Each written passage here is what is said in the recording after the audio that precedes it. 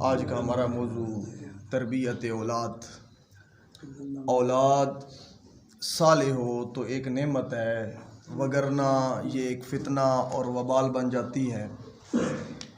دین و شریعت میں اولاد کی تربیت ایک فریضہ کی حیثیت رکھتی ہے، کیونکہ جس طرح والدین کے اولاد پر حقوق ہیں، اسی طرح اولاد کے والدین پر بھی حقوق ہیں، اور جیسے اللہ تعالیٰ نے ہمیں والدین کے ساتھ نیکی کرنے کا حکم دیا، اسی طرح اس نے ہمیں اولاد کے ساتھ وہ احسان کرنے کا بھی حکم دیا ہے۔ ان کے ساتھ احسان اور ان کی بہترین تربیت کرنا دراصل امانت صحیح طریقے سے ادا کرنا ہے، اور ان کو آزاد چھوڑنا اور ان کے حقوق میں وہ کوتاہی کرنا دھوکہ اور خیانت ہے۔ کتاب و سنت کے دلائل میں اس بات کا واضح حکم ہے کہ اولاد کے ساتھ احسان کیا جائے، ان کی امانت کو ادا کیا جائے، ان کو آزاد چھوڑنے اور ان کے حقوق میں کوتاہیوں سے بچا جائے، کیونکہ اللہ رب العزت کی بے شمار نعمتوں میں سے ایک بڑی نعمت وہ کیا ہے؟ اولاد۔ اور اس بات میں کوئی شک نہیں کہ اگر اولاد کی صحیح تربیت کی جائے تو وہ آنکھوں کا نور اور دل کا وہ سرور بھی ہوتی ہے، لیکن اگر اولاد بگڑ جائے اور اس کی صحیح تربیت نہ کی جائے تو وہی اولاد وہ ایک آزمائش بن جاتی ہے۔ اولاد کو اللہ رب العزت نے دنیاوی زندگی میں رونق سے تعبیر فرمایا۔ یہ رونق اس وقت ہے جب والدین کی جانب سے اپنی ذمہ داری کو پورا ادا کرتے ہوئے، بچوں کی صحیح نشو و نما کرتے ہوئے دینی و اخلاقی تربیت کی جائے اور بچپن سے ہی انہیں زیور تعلیم سے آراستہ کیا جائے۔ تربیت اولاد بظاہر دو الفاظ کا مرکب ہے، تاہم معنوی افادیت کے اعتبار سے انتہائی اہمیت کا حامل ہے۔ بالعموم والدین اس امر کو تعلیم کے ساتھ ہی منسلک کر دیتے ہیں اور کسی اچھے سکول یا ادارے کا انتخاب کر کے کہتے ہیں کہ ہم نے بڑے اچھے سکول میں وہ بچے کو کسی اچھے ادارے میں ایڈمیشن اس کا کروا دیا ہے، تو ہم وہ اب ہماری ذمہ داری ختم ہو گئی ہے، جبکہ اس حقیقت کو پس پش ڈال دیا جاتا ہے کہ تعلیم اور تربیت وہ دو الگ الفاظ اور اہمیت کے حامل ہیں۔ دونوں بچے کی شخصیت کو خوبصورت بنانے کے لیے اس قدر لازم و ملزوم ہے کہ اگر کوئی ایک پہلو بھی وہ نظر انداز کر دیا جائے تو بچے کی شخصیت نامکمل اور ناتمام رہتی ہے، اور وہ معاشرے کا مفید اور کارآمد شہری بننے سے محروم رہ جاتا ہے۔ تو تعلیم کا لفظ معلومات کے حصول اور حقیقت کے ادراک سے متعلق ہے، جبکہ تربیت کا لفظ وسیع المعنی ہے، جو بچے کی مناسب پرورش، مہذب نگہداشت، اچھے اخلاق و آداب اپنانے کی ترغیب اور رذائل سے بچاؤ کو اپنے دامن میں سموئی ہوئی ہے۔ لہٰذا جب بچوں کی تعلیم و تربیت کی بات کی جائے تو اس سے فقط یہ مراد لینا کہ وہ کتنا تعلیم یافتہ اور علوم میں مہارت رکھنے والا ہے، اتنا کافی نہیں ہوگا، بلکہ اس کے ساتھ ساتھ ان اخلاق و آداب کا رنگ بھی اس کی شخصیت میں نظر آنا چاہیے کہ وہ کس قدر مہذب، باکردار، اچھے اخلاق اور نیک اوصاف کا حامل ہے۔ اگر یہ دونوں پہلو اس کی شخصیت میں متوازن نظر آئیں گے تو یہ کہا جا سکتا ہے کہ وہ اچھی تربیت اور تعلیم کا وہ مالک ہے۔ تو بچے کسی بھی قوم کا مستقبل اور پیش قدر سرمایہ ہوتے ہیں، تو ان طفلان ملت کے لیے اعلیٰ تربیت، عمدہ تعلیم، مناسب پرورش، مہذب نگہداشت اور خصوصی دیکھ بھال والدین اور اساتذہ کی اولین وہ ذمہ داری ہوتی ہے۔ حضور نبی کریم علیہ السلام نے ماں کی گود کو پہلی درسگاہ وہ قرار دے کر اس پر صداقت کی سند ثبت کر دیا ہے کہ بچے کو اس عمر میں کتاب یا دیگر علمی ذخیرے کے بغیر براہ راست علمی نور وہ حاصل ہوتا ہے۔ تو اس حوالے سے والدین خصوصاً والدہ کی اولین ذمہ داری اسلامی تعلیمات اور بچوں کی نفسیات کے مطابق ان کی تربیت کرنا اور انہیں تعلیم دینا ہے۔ تو ذیل میں سیرت نبوی صلی اللہ تعالیٰ علیہ وسلم کے آئینے میں چند خاص اور پیش نظر ہیں جن کو اپنا کر والدین اپنے بچوں کی احسن انداز میں وہ تربیت کر سکتے ہیں۔ حضور نبی کریم علیہ السلام کا ارشاد گرامی ہے کہ حق الوالدی علی الوالدی ان یحسن اسمہ ویعلمہ الکتابۃ ویزوجہ اذا بلغ۔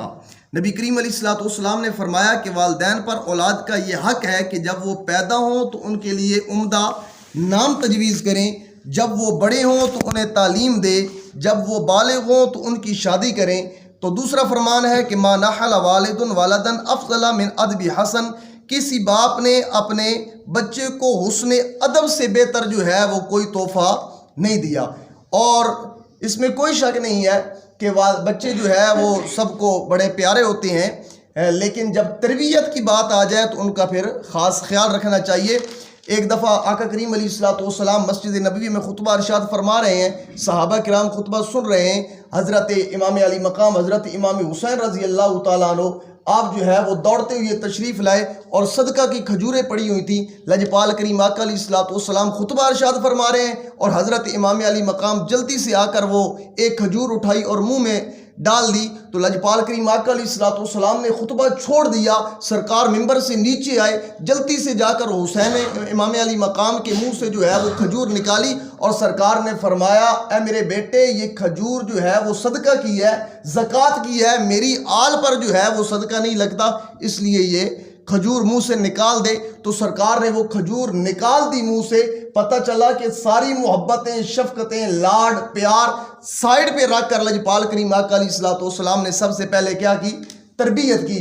لجپال کریم آقا علیہ الصلوۃ والسلام نے فرمایا یہ تربیت ہی جو ہے یہی سب سے اہم چیز ہے، تو سرکار نے جو ہے وہ کھجور نکال لی۔ تو سامعین ذی وقار، والدین کا فریضہ ہے کہ جب بچے میں قوت گوئی آ جائے اور زبان سے کلمات ادا کرنے لگے تو سب سے پہلے اسے کیا کرے؟ کلمہ طیبہ سکھائے اور اس کے ننھے منھے دماغ میں اس کا مطلب بھی راسخ کر دیں کہ کلمہ اسلام کی بنیاد ہے۔ حدیث مبارکہ سے ثابت ہے کہ حضور نبی کریم صلی اللہ تعالیٰ علیہ وسلم نے تلقین فرمائی کہ جب بچہ بولنے لگے تو اسے کیا کرو؟ کلمہ طیبہ سکھاؤ۔ حضرت عمر بن شعیب رضی اللہ تعالیٰ عنہ آپ اپنے دادا سے روایت کرتے ہیں کہ حضور نبی رحمت صلی اللہ تعالیٰ علیہ وسلم نے فرمایا، جب تمہاری اولاد بولنے لگے تو ان کو لا الہ الا اللہ سکھاؤ، پھر ان کی موت آنے تک پھر فکر نہ کرو، پھر جو ہے وہ ان کو ایمان پر ہی موت آئے گی جب آپ نے ان کی چھوٹی سی عمر میں ہی جو ہے وہ کلمہ اور اس کا مطلب جو ہے وہ ان کے دماغ میں اگر آپ نے راسخ کر دیا۔ اسی طرح لجپال کریم آقا علیہ الصلوۃ والسلام نے فرمایا،